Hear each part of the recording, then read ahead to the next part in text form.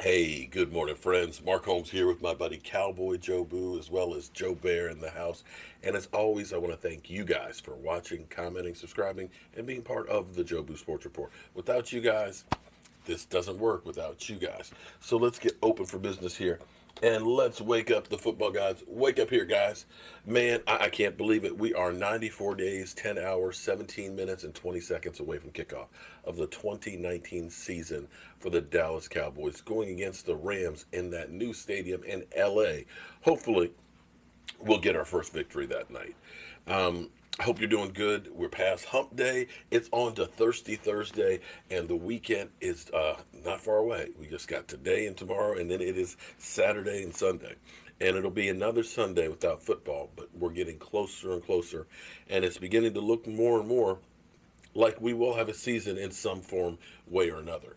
Now, the NFL is still trying to figure this whole thing out. They're still tweaking and things, but the possibility is that the preseason may be shortened to just 2 games, which I'm okay with. As long as we have a full schedule, hey, that's great. Even if we don't have fans, I want to be able to go to games. But you have to understand, we're going through something we have never ever gone through before, and we have to understand that we're going to have to make some accommodations. We'll have to wait and see where we are in 3 months from now. But anyway, regardless of that, because of the new CBA, I touched on this a little bit last night.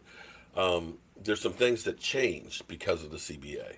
The CBA, of course, like I was saying, Delvin Cook is kind of screwed. He's got a contract for $1.3 million, and really, the Vikings don't have to do anything. They don't have to sign up to anything else. And the problem is they put in rules that make it harder for a player to hold out.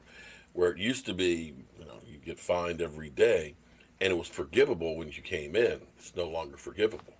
And if you miss a preseason game, that's a week's game check. So if he holds out for who knows how long, he won't have much of that $1.3 million. So, there's good things that went for the players, but there were also things that went for the owners as well. And another one of these things that's going to be a change up is training camps. It used to be that when you started your training camp, it was always kind of staggered. Some teams would start out, sometimes the 17th, 18th of July, because they would be playing in Hall of Fame game. Basically, it was 2 weeks before your first preseason game, you had to have your camp open. Well, now they've changed that rule, and it's now basically within 47 days of the season opener. So basically, everybody just about is starting out on the 28th of July. It's going to be a shorter training camp. One of the provisions that went into the CBA. So the players are going to be loving that. Now, we all know that we haven't had the mini camps. So you have to understand that the mini camps and the OTAs are not just working out. It's actually when most of the work goes into installing your system. You're not technically in pads and hitting and things, but you are learning where you're supposed to be and working on your skills and things like that. And this is where we may end up seeing some really sloppy football, especially the first month or so for the football season, because the rules have changed. There's less and less training camp. When I grew up, we ended up having there were 6 preseason games. Training camp was when guys got in, they learned everything, they got in shape and stuff, because most people back in the day used to have another job. And so they had to get in shape to play football, at least on the professional level as well. So you're going to see a very short, very little hitting preseason, and possibly only 2 preseason games. Now, where the Dallas Cowboys may have an advantage, may actually have a huge advantage, is the star. Not everybody has nobody has a state-of-the-art training facility like the star. It was one of those things that Jerry Jones has always been the leader. He was the leader when he built AT&T Stadium. Now you're seeing what other teams are doing as well, trying to catch up. And he realized, I can build a training facility that is state-of-the-art for my players, but also help to get it paid for by having access for the community. So you have, rehab centers that you can be rehabbing with the players. You have gyms that you can be working out where the players are working out. You've got condos and hotels and everything else. You have a 91-acre facility that's all about the Dallas Cowboys and football. Not everybody has that. A lot of teams, and when you think back to the cookie cutter stadiums, for example, RFK, which is about to be imploded, it was baseball and football and then became a soccer stadium.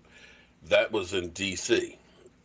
The Redskins training facility, which has really not changed much since when Joe Gibbs was there the first go-round. In fact, I still think they have the same practice field outside. Other than adding a bubble to the system and upgrading the weight rooms and things like that, it's still an antiquated facility.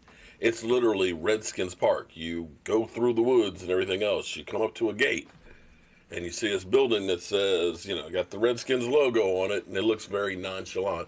And then you see a bubble to the left. And that's it. Cowboys, of course, they have a high school field that seats 12,000. They have additional lockers. And when you start thinking about things that they're trying to implement to keep players safe, keeping lockers 6 foot apart. Well, give you an example. I built these similar to what's at AT&T Stadium. Normally, I'd have, Dak Prescott here, and I'd have Zeke Elliott there, and I'd be Jason Witten sitting right here. That's how the lockers are designed. Well, they changed that up. You're going to end up needing to have every other locker. If you're the Redskins or some of the other teams, you don't have that facility. And it's not like some teams, say the Houston Texans. The Texans have their training facility and complex right there with the stadium. Technically, they could end up using the locker rooms, visitor and home, easily for the rest of the training facilities because it's all in one. It's all right next door. It's going to be more of a walk and things like that, or they have more space where they can set up locker rooms and things. Whereas some teams don't have that.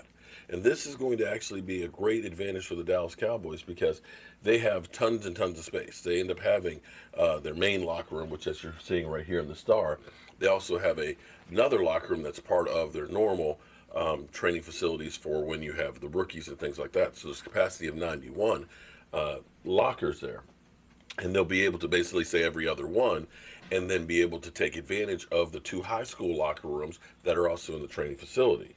So this is where the Dallas Cowboys may be in better shape with this shortened off season and having to change the way they're doing things. Let's hope it pays dividends for the Cowboys. But we'll have to wait and see how that goes. But in other news, well, there really isn't much other news other than we've got about 5 weeks until the Dak Prescott contract needs to be done, or he'll play on a franchise tag. And I've been sitting here and mulling in my mind about the possibility of what will happen. And I still believe that it's going to go down. Now, I believe now that it's going to go down closer to the wire of getting it done. As far as Dak goes, he's got the franchise tag. If it's not done by the 15th, he has no choice. He could either sit out and just say, I'm not going to do anything and sign it at the season opener, or he can sign it right there on the 16th and say, okay, I ain't got no choice, and show up. But it behooves him to be there with the team. It behooves him to have the best season possible, to continue having more leverage against the Cowboys or for another team to want to sign him. Make no mistake about it. In my mind, the Cowboys have screwed up contracts too many times. You can go back to from 2007 and 8, back then when we signed, Miles Austin to a big contract after really one good season, a guy who had a history of hamstrings. You could look at a contract for Terrence Newman. You could look at a contract for Marvin Barber. Marvin Barber, who had, I believe, a $46 million extension when you knew his style wasn't going to have longevity to it. You just can't be like he was, where you're a battering ram and think that it's going to be a long-term career. All of those contracts hamstrung the Cowboys, and that continued basically until about 2014. And it was fortunate that Dak Prescott came along, so that way the Cowboys were able to get out from under Tony Romo's, DeMarcus Ware's, Des Bryant, all of those big contracts to be able to rebuild the team to where it is now. It sucks for Dak Prescott that he hasn't been paid when everybody else has. But the Cowboys could have gotten this done last year, back in the 20s. So don't be mad at Dak Prescott if he gets 35 or 36 or say he's being greedy. If the Cowboys had done the right thing a year ago, we wouldn't be here in this position now. Don't blame the guy who's been doing everything he's supposed to do. Look at the organization and how they screwed this up. They did the same thing with D-Law. They screwed up with Zeke Elliott. And it's time that they learned that you got to pay the piper at some point. All right, guys. I got work to do in the workshop. Got some more racks that I got to get out and things. And got to make a trip to the dump. The new truck has already been hard at work. Good Lord. I think I've already put 450 miles on it, and I've only had it since Monday. So I got to go do what I got to do. I'll talk to you guys later, and be safe out there, and I'll see you soon.